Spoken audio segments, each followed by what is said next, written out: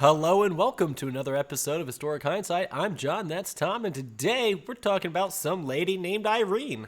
That's right, Johnny. We're talking about Irena Sendler, the badass Polish social worker turned underground resistance fighter that saved dozens and dozens of Jewish children from the horrors of the Holocaust. Oh. So, buckle up. Right. Well, it's so not, hero.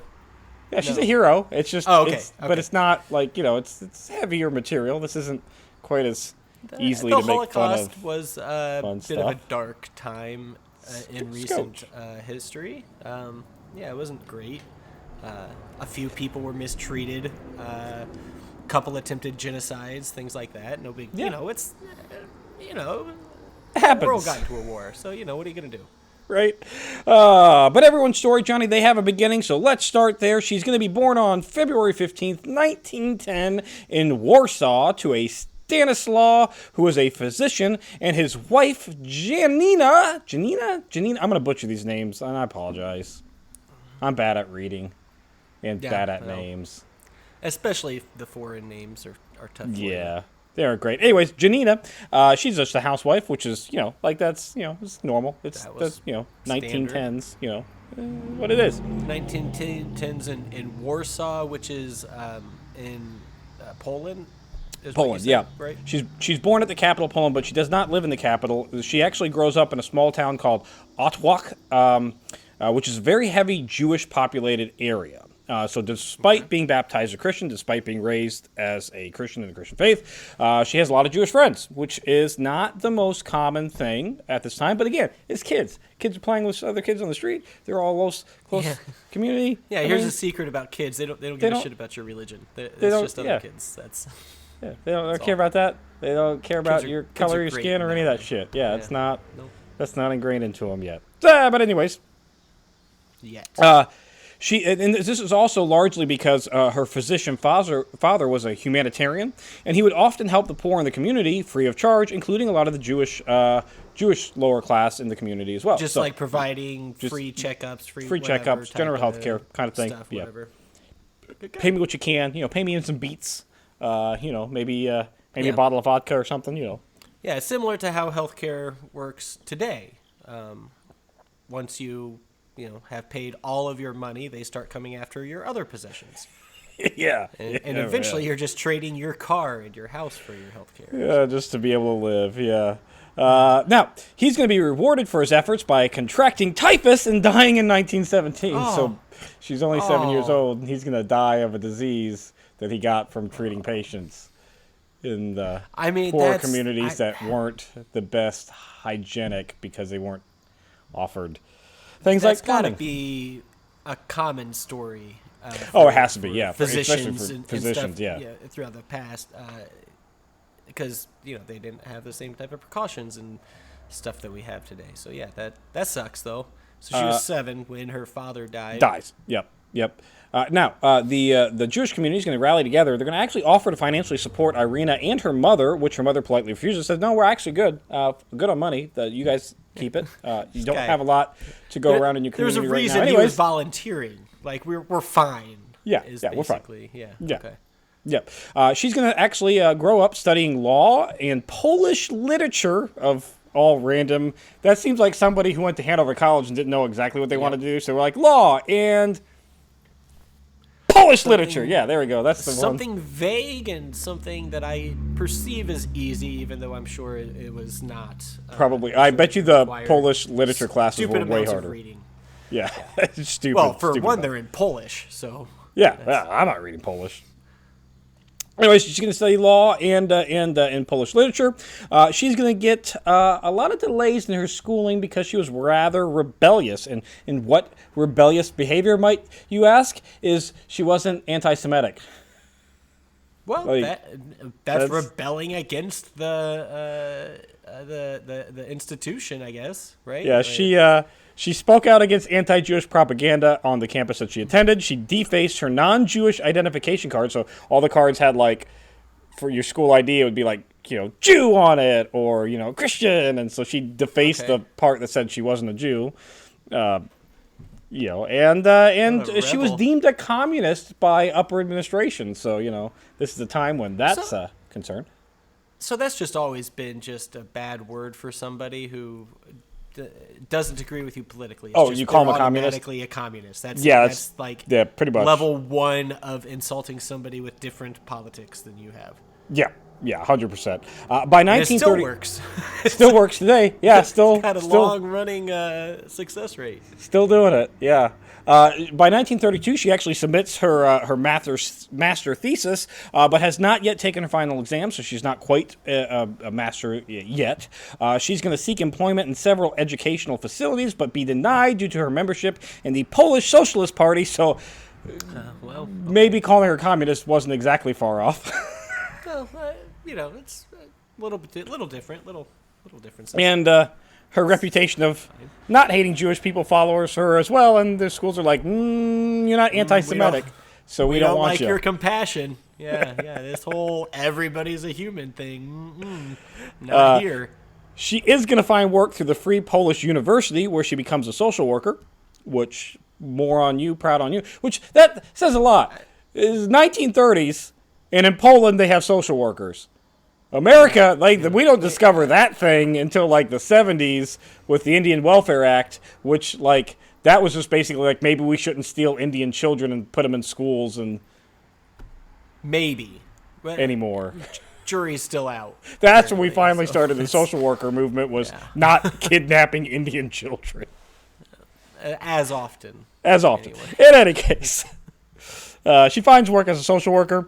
Through the university, she's going to meet members of the Illegal Communist Party of Poland, and that's the name of the group, is the Illegal Communist Party of Poland. They're just fuck it.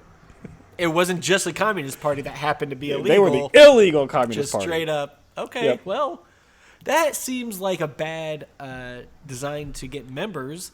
But I guess you're probably looking for rebellious folks anyway, so sure. Maybe they knew what they were doing. Yep. With this group, she's actually going to get in the early 1930s. She's going to be allowed employment through the section for mother and child assistance at the Citizen Committee for Helping the Unemployed. Again, America, you're looking really bad because in the 1930s we have the Great Depression where we're like, y'all are fucked, deal with it yourself. And here in Poland, it's like, oh, there are mothers and children that need help. And these are specifically mothers that are like single mothers, children that are orphans, that kind of thing. Compassion. Yeah, so a lot of, I'm sure Poland had its share of orphaned and widowed mothers and children. Or just teenage moms. That's still a thing. That's that's going on. Yeah. That's always happened. It's always been there. Those adult males really, turns out pedophilia is not a new thing. So, No, nope. But maybe we should evolve a little. Maybe we should. Yep. Anyways, I don't know. While she's working here, she's going to publish 2 papers that cover the concern of children born out of wedlock and the hardships that children and mothers are going to endure anytime that a child's born out of wedlock, which, it's already difficult enough in today's society. Imagine how bad it was in 1930s Poland. Not going to be great. Poland, okay. I was going to say, maybe easier. What was the inflation like in America? I don't know. It's Poland. They kind of got picked on a lot. Poland probably was harder. Frame. I don't know. In 1935, the government is going to shut down her center because that's communist. We can't have that. Yeah, of course. Yeah. No, you're helping people. We don't. Not around here. You're not. But she is going to find work for the Polish government at the Department of Social Welfare and Public Health. Again, Poland already has a Department of Public Health. And then you got the United States, which are like cholera, still a thing. We can, but we have, at this, we have weapons and shit. We're doing okay, right? We have industry. We got that. We do. To just wreck the entire world with our industrial revolution. Actually, we're already well into it, I guess. Yeah, we've been rolling along with that for a little bit here now. Train. Johnny, onto the war and Nazi occupation, because that happens rather quickly.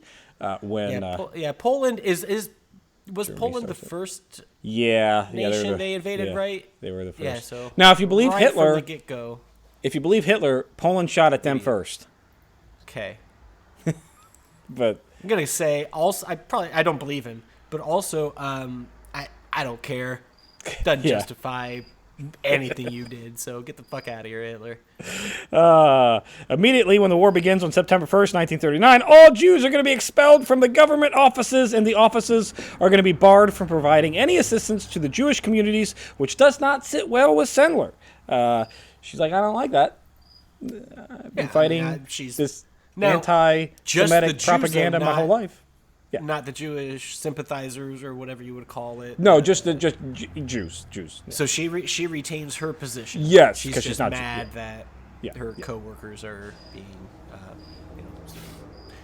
and her and a group of her coworkers, Johnny, genocided. Her and a group of her coworkers are going to begin illegally providing aid to the wounded and sick Polish soldiers, which then transitions into wounded and sick Jewish citizens of the area as well. They're going to provide fake documentation that's going to allow soldiers and poor families to obtain aid. So they give all the government you need fucking food stamps or whatever, and they provide the fake counterfeit food stamps so that individuals can get help. Ex-Polish soldiers, anybody who's gone AWOL from the German army, Jews, poor families, everybody. She's just anybody who needs aid. People as a social worker would do, is providing aid for. Yeah, that's par for. That's in the job description, I think. Quite literally, yeah. She's going to provide all that documentation, like I said, to basically anybody who needs it: Jewish communities, AWOL soldiers on both sides, Polish soldiers that are trying to flee. Everybody who needs aid gets aid. 400,000 Jews, Johnny, are going to be crammed into the Warsaw Ghetto pretty quickly, and Sendler and a few of her co-workers are going to obtain special paperwork to be allowed access into the ghetto to look for signs of typhus and other diseases that the Nazis were afraid of spreading. So she, again, under her current employment, gets the ability to go into the ghetto to provide aid. Although she's not supposed to be providing aid, she's just supposed to be looking for, hey, do they have typhus? But she's actually going in. And then if they do, I imagine, pluck them away. We're going to burn that section of the ghetto. And then maybe go ahead and get rid of everybody nearby. Pretty much, yeah. Under this false pretext, though, she's brings in medicine, sanitary items, food, and clothing into the ghetto. Her motivations here, obvious. Yeah, she's got friends and colleagues that are actually in the ghetto now because she's been working with them her whole life. She quite clearly comes from a line of a family that has the mentality of service above, whatever else. It was probably ingrained in her for the first 7 years watching her dad, and then I'm guessing her mom kind of continued that train of thought of, hey, be good to people. She's a good human being. She's been raised right. Yeah. They do exist. They always have. We've been around. By 1942, with rumors about ghetto liquidation, she amps up her efforts. She's actually going to aid adults in the community that escaped by providing false paperwork and shelter to them. And then she starts smuggling out children, young children, smaller children. With the babies and smaller children, she's going to smuggle them out in her toolbox. Just as she comes in with her medicine box, toolbox, she's just going to puts the baby in the toolbox baby in there. And then walk the baby right out. And you might be wondering yourself, hey, babies kind of cry. Little children kind of cry. So how you cover that up? She has a dog that's with her that she's trained to bark at any German soldier. So the barking will mask any kind of as her truck's coming in and out. So she didn't just knock the babies out temporarily. No. Well, so that's a better idea. I'm not saying she didn't do that, but the dog was the primary goal of getting the children out. Mass the sounds. She's a smart lady. She's going to provide fake documentation to these escapees. She finds locations for the escapees to stay. For the children, that's actually with a lot of various families in the community, orphanages, and specifically the Catholic nun orphanages, which when you think about that, I'm not entirely sure which is worse. Being put with Catholic nuns. I mean, it's definitely the ghetto's worse, but the nuns aren't exactly that high of a... It's a couple rungs up, and that's it. Because guess what? You're going to be physically, mentally, and sexually abused. The nuns are the same people, the Catholics and the nuns are the same people that ran all those charity organizations in the United States where we kidnapped the Indian children. And if you want to know how that went, we got a whole episode on that. Indian schools. It was just genocide, that's all. Did it go well? Yeah, did not. Cultural genocide. go well. In any case, she gets them out, gets them to safety-ish. As safe as they can be. Safer, anyway. She did what she thought was the best course of action.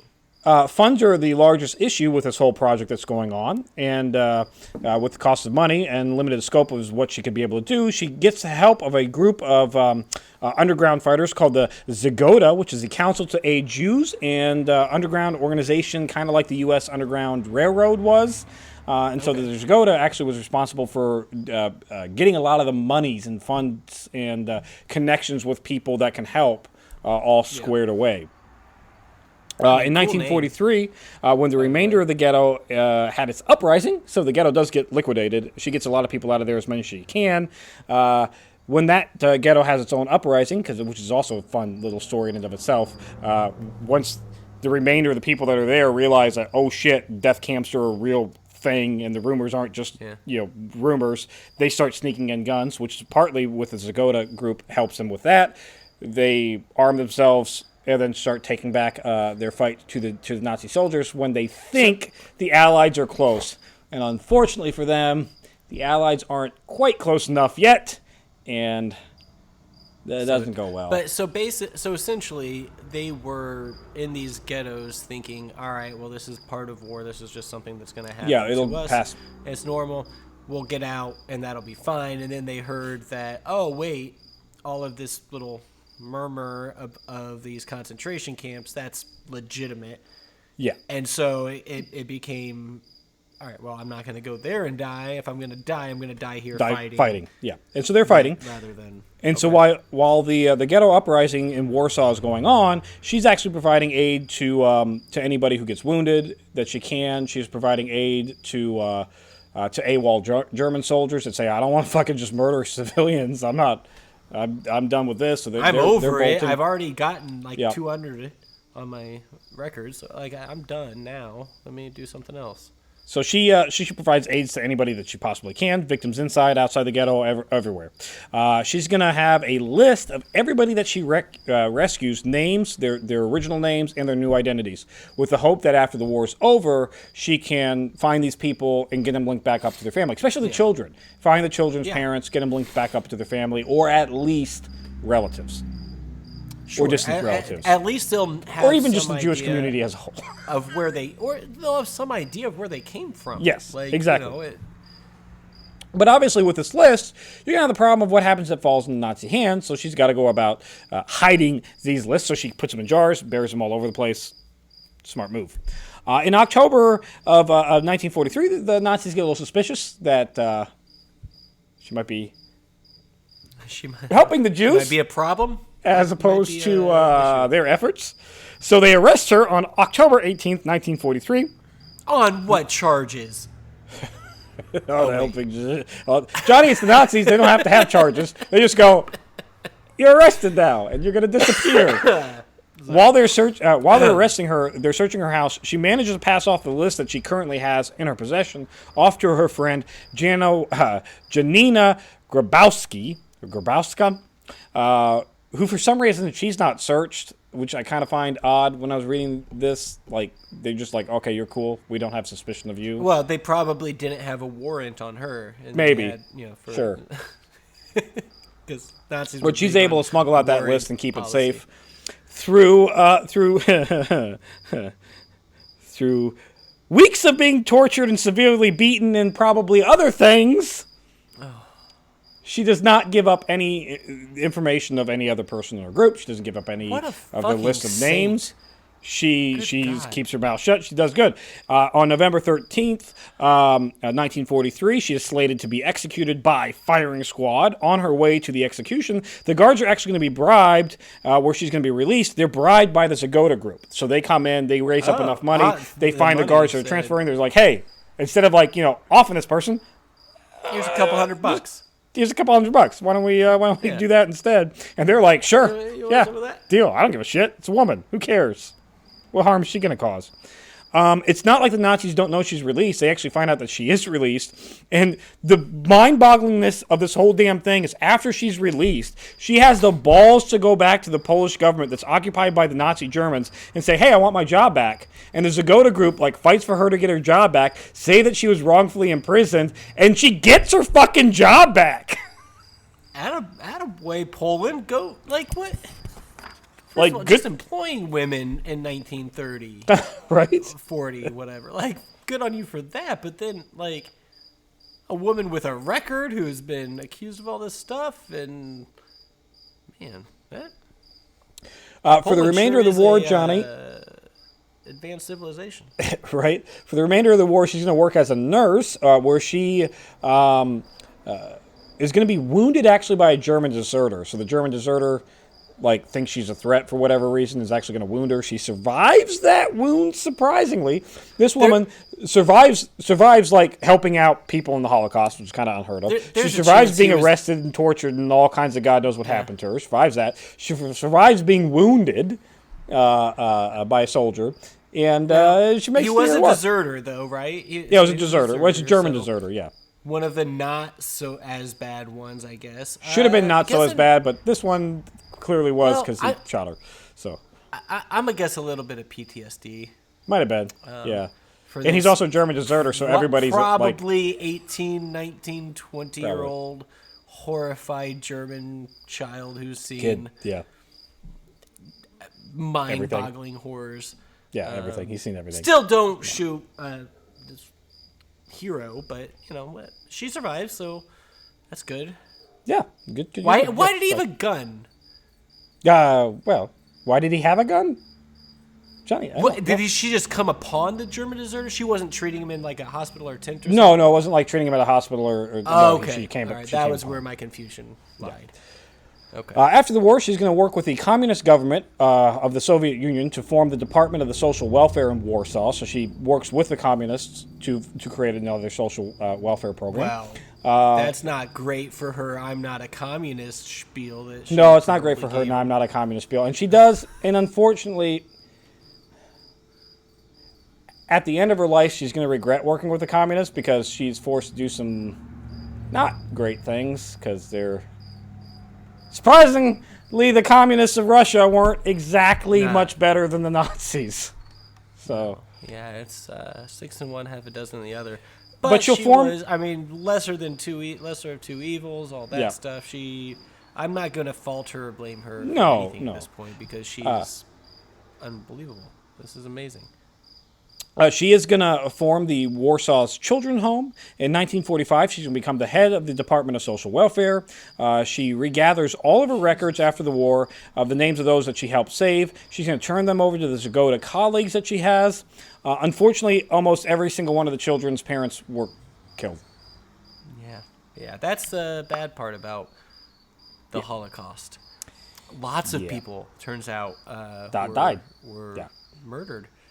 This leads to years-long debates about how to get these children reunited with the Jewish communities. Obviously, the Catholic community's they're Catholic now. We claim them. Guys, the Christians have this. All right, we've been doing this for literally 1,930 years. Yeah, that's not helpful. Or more. And we got it. So there's that message trying to get them. So it's fine. Now they are Catholic. We'll just baptize them. No, I'm sure they didn't. For the rest of her life, she's going to work in multiple high levels of the welfare divisions within the Communist Party of the Soviet Union, which after the party falls, she does claim that a lot of the work was done out of force and brutal interrogations by the Soviets, a.k.a. she was beat by the Soviets themselves. Submission and made to do lots, Yep. For her heroism, though, Johnny, she is going to receive several honors, including the Gold Cross of Merit, the Order of the Poloni Restitutia. In 2000, her acts are going to be discovered in the United States when a group of high schoolers write a play based on the story of her life. So that's an accomplishment when you get a random group of high schoolers that write a play about you in the United States. I mean, better than I have. She is going to be honored as one of the Polish righteous among the nations and given the honorary citizenship of Israel. And she's going to die peacefully, Johnny, on May 12th, 2008. She was credited for helping... What? Yeah, she had a good long life. 98 years. 98 years old. 8 yeah. years old? Jesus. With all the shit she had to deal with. Yeah, that's crazy. Holy cow. She is credited with saving 2,500 children. So, fucking Schindler's List. Fuck you. Look at 2,500 children. What your little list do? So That's 300 more people than I have in my entire town I live in right now. Yeah. She saved your whole town. And then some. So, fuck. Remember Irena. Good person. Good on you, Irena. That's it for this week in Historic Hindsight. Thanks for listening. Be sure to subscribe, rate, and review, and join us next week when we'll talk about something else. It'll be good. Maybe.